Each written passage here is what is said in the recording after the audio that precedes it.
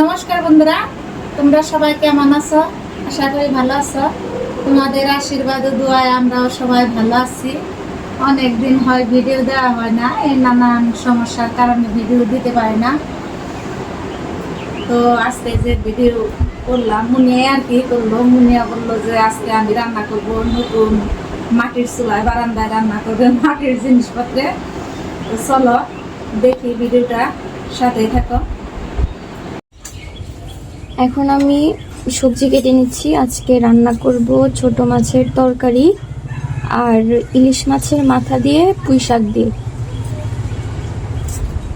আর তরকারির জন্য মানে মাছের তরকারিতে যে সবজি দেবো সেটা হচ্ছে ডাঁটা, আলু আর ঢেঁড়স। তো প্রথমে আমি আলু আর ডাঁটা কেটে নিচ্ছি, কারণ ঢেঁড়স তো পরে কাটবো, ওটা ধুয়ে কাটতে হবে। তাই আগে এটা কেটে নিচ্ছি।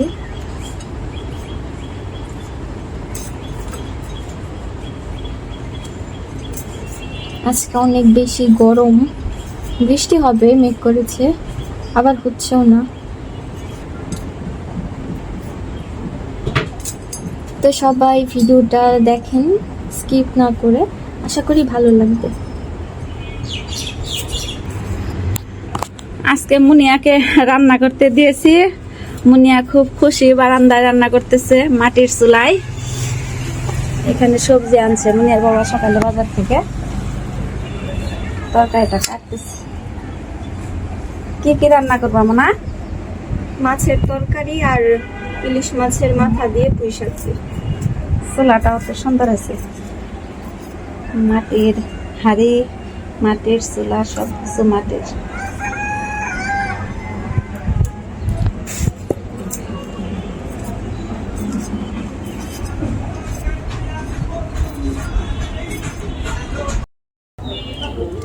তো এখন আমি কাটছি পুঁই শাক। আসলে আমি না পুঁই শাক ভালো কাটতে পারি না, মানে ওইভাবে কাজ টাজ করা হয় না তো। তবে হ্যাঁ, বিপদে পড়লে ওইটুকু চালাতে পারবো।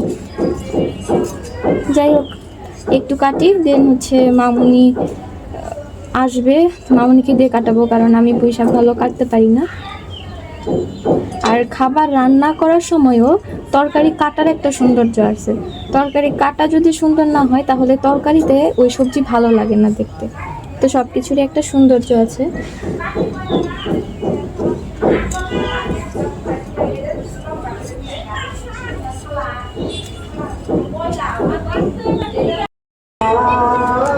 তো মামুনি এখানে চুলা জ্বালিয়ে দিচ্ছে, কারণ আমি তো জ্বালাতে পারি না, তাই মামুনি চুলা জ্বালিয়ে দিচ্ছে।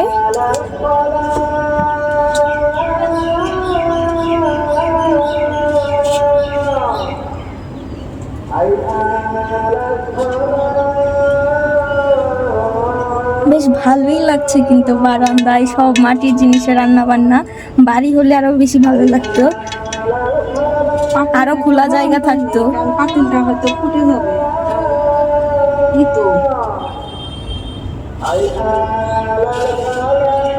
অনেকদিন এনে রাখা হয়েছে তো পাতিলটা ঘরে ছিল, এখন ফুটে যাবে কিনা তাও জানি না। ভয় পাইতেছি, ভয়ে ভয়ে আর কি কাজটা করতেছি। মামনি এখন হচ্ছে পাতিলটা একটু গরম করে নিচ্ছে ঘুরে ঘুরে, কারণ অনেকদিন আগে আনা ছিল তো, এত কিছু তো আমি জানি না। যাই হোক, মামনি করতেছে, তার মানে কোন একটা কারণ আছে।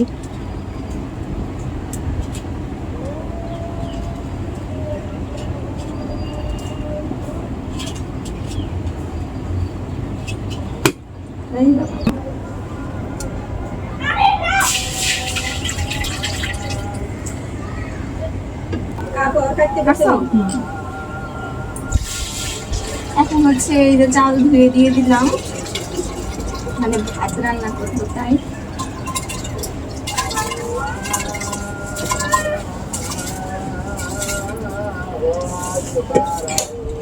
বারান্দাটা মানে আর এই যে এইটু হইলে, তাই না? ফুটিটা বলে তো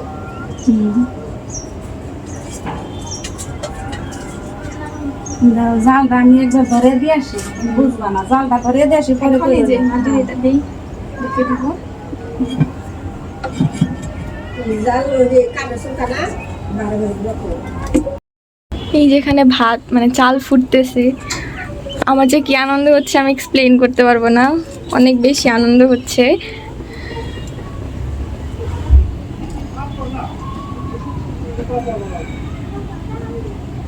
কারণ যেটা সত্যি কথা, আমি মাটির চুলো এরকম রান্না বান্না দেখি নাই এখনো, ইভেন নিজেও করি নাই, আজকে ফার্স্ট টাইম করতেছি।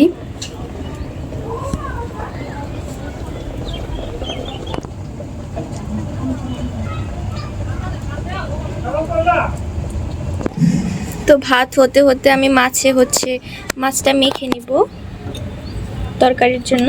তো পরিমাণ মতন লবণ দিয়ে দিলাম,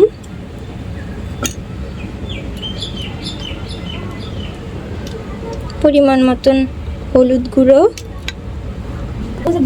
এখন হচ্ছে মরিচের গুঁড়া দিয়ে দিলাম অল্প। এখন এটা ভালোভাবে মেখে নেব। ধোঁয়ায় হচ্ছে কান্না চলে আসছে।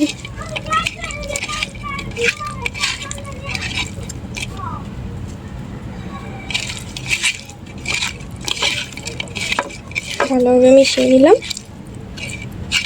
এটা হচ্ছে ট্যাংরা মাছ।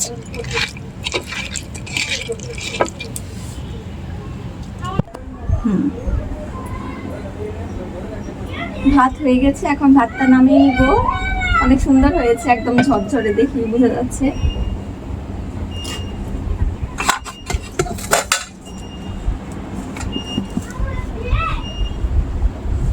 দেখি ভাতটা কেমন হয়েছে, একটু খুলো দেখা। বাহ, দেখি দেখি দেখি দেখি।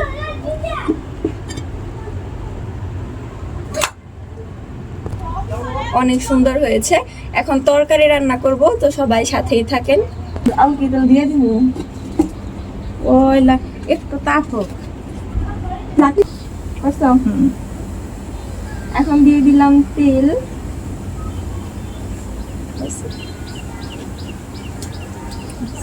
একটু ঘুরিয়ে দেবো। অনেক পুরাতন কড়াই, তো কি হবে কে জানে। পুরাতন না, নতুন কড়াই। নতুন কড়াই মানে ঘরে ছিল। নতুন কড়াই হচ্ছে ঘরে ছিল। ভেজা ভেজা এখন ফাটবে কিনা সেটাই চিন্তার বিষয়।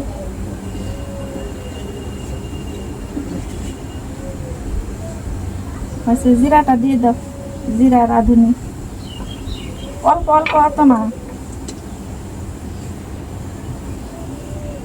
হুম।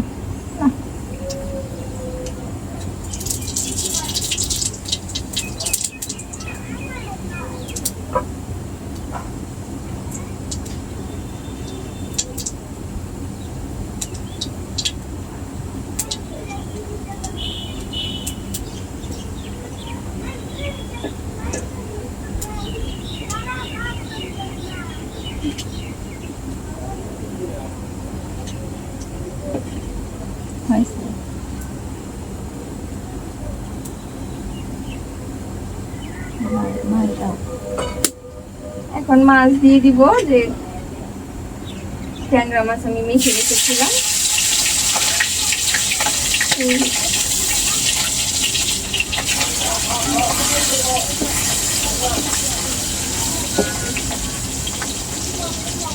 সবগুলোকে দিয়ে দিব, সবগুলাই দাও।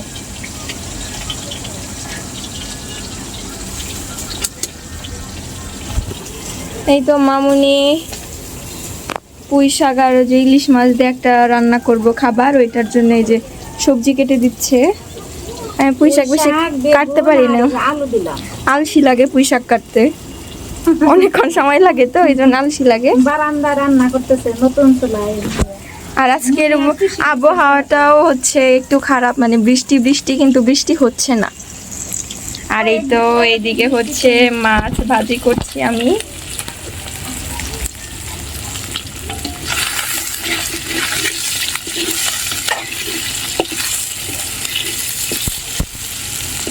বেশ ভালো লাগছে রান্না করতে, মানে আজকে এই বাপি মাছগুলো এনেছে সকালে, তারপর কাটলো, একদম ফ্রেশ, ফ্রিজে ছিল না।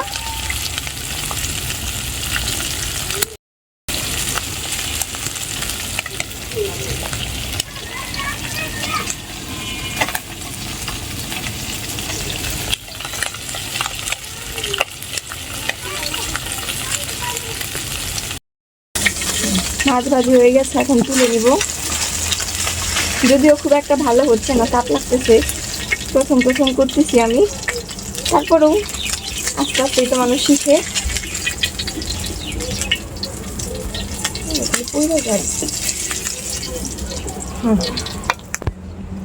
এখন দিয়ে দিলাম সবজি, যে সবজিটা আমি কেটে রেখেছিলাম তরকারির জন্য, ঢেঁড়স, ডাঁটা আর আলু।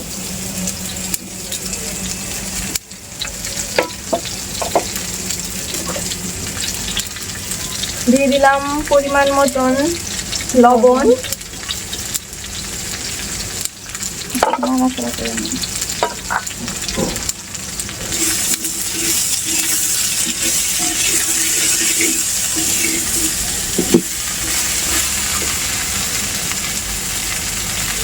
এখন দিয়ে দিব পরিমাণ মতো হলুদ গুঁড়ো।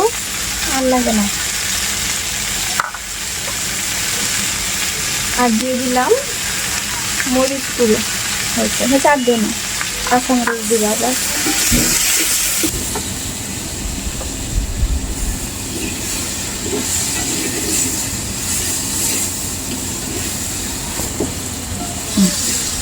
রান্না করতে কিন্তু আমার সত্যি খুব ভালো লাগবে, আমি আসলে বুঝাইতে পারতেছি না।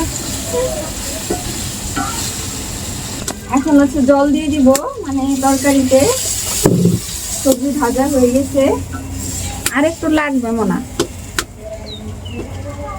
মুনিয়া কিন্তু অনেক খুশি, কারণ আজকে ওর পিসিমণির চুলা, মাটির পাতিল, মাটির চুলা, মাটির সব জিনিসপত্র বারান্দায় রান্না করতেছে। আর জালও ধরছে অনেক সুন্দর একটু। হ্যাঁ, লাকড়িও তো শুকনো, সবকিছু আর কি ভালো, কিন্তু আমাদের কি বারান্দাটা একটু ছোট, তো এই জন্য সমস্যা। কারণ বিল্ডিং এ তো আর কি এইরকম করার আর কি পজিশন নেই, তারপরে শখে আর কি করতেছি, এই আর কি।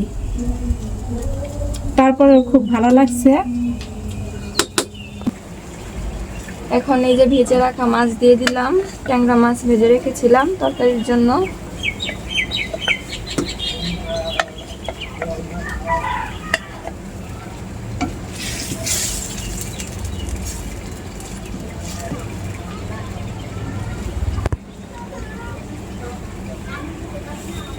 এখন দিয়ে দিলাম জিরে গুঁড়ো। আর লাগবে না। দিয়ে রান্না, পুঁই শাক দিয়ে রান্না করব, এটার জন্য হচ্ছে ইলিশ মাছের মাথা নিয়েছি, তো একটু মেখে নেব মশলা দিয়ে। লবণ দিয়ে দিলাম, হলুদ গুঁড়ো দিয়ে দিলাম, অল্প মরিচ গুঁড়ো দিয়ে দিলাম। এখন ভালোভাবে মেখে নেব।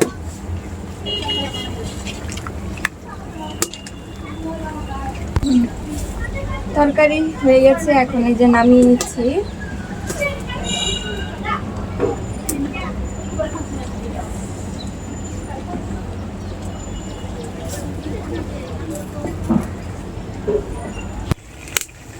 এই তো এখানে হচ্ছে পুঁই শাক আর ইলিশ মাছের মাথা দিয়ে যে রেসিপিটা করতেছি ওইটা রান্না করতেছি। এখানে হচ্ছে ওই মাছ প্রথমে ভেজে মাছের উপরে পুঁই শাক, বেগুন আর আলু যে কেটে রেখেছিল দিয়ে দিলাম। তারপর দিয়ে দিয়েছি লবণ, মরিচ গুঁড়ো, হলুদ গুঁড়ো। এখন হচ্ছে একটু সেদ্ধ হচ্ছে।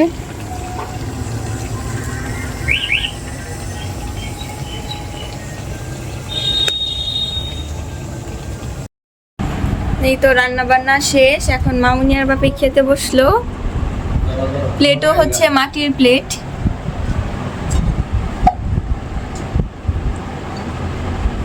লবণ ছাড়া তো খেয়ে হারানো হয়েছে, এত বেশি লবণ খাওয়া লাগে না। আমি তো লবণ বেশি হয়, এই জন্য বকা শুনি। রান্নাটা খুব মজা, দেখছো লাকড়ি রান্না কিরকম স্বাদ। তুমি তো নিচের দিকে তাকে খাইতেছো এত স্বাদ হচ্ছে।